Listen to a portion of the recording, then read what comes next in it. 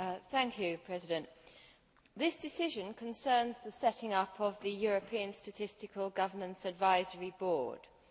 Statistics are used by Member States, by the EU, internationally and by many other stakeholders for a variety of purposes. They are used, for example, by the ECB for economic analysis. The Commission, through Eurostat, produces statistics that are compiled from data produced by Member States. A few years ago, questions arose over the credibility of statistics being provided by some Member States to the EU institutions, and it was clear that some kind of quality control was needed. As the Commissioner has said, in response, a Code of Practice on Statistical Procedures was compiled.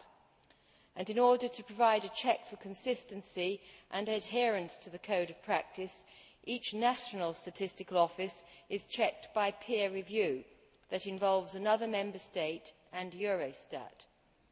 As a further check, it was also proposed to introduce an independent high-level advisory board, and it is that board, now called the European Statistical Governance Advisory Board, that is the subject of this proposal. It is fair to say that there is a high degree of sensitivity on all sides about how intrusive the role of the board can be. I am grateful to the current Portuguese presidency, before them to the German presidency and also to the Commission for being frank to me about these sensitivities. The Parliament, of course, was determined that the board had to be more than a rubber stamp for the Commission's report. However, we have achieved agreement around a balanced and workable proposal, and which includes most of Parliament's amendments in some form or another.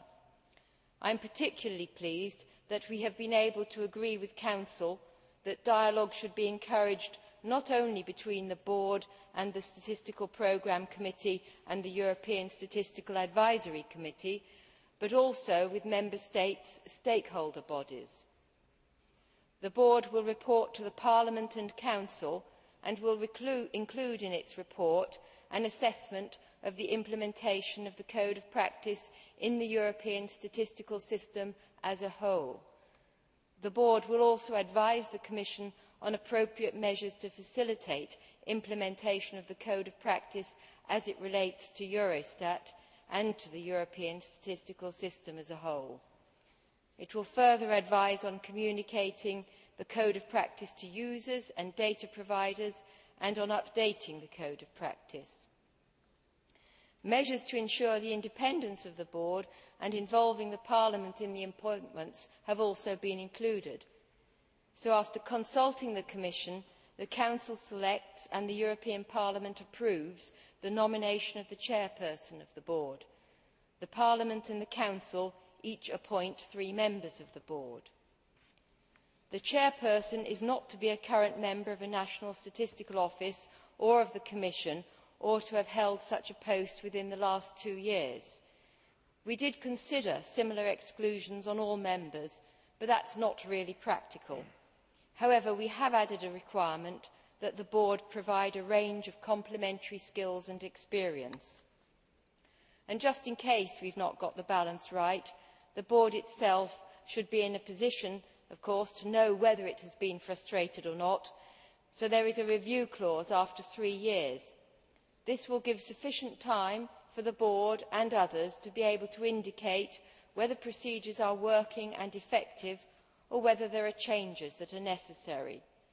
And this must be a serious review.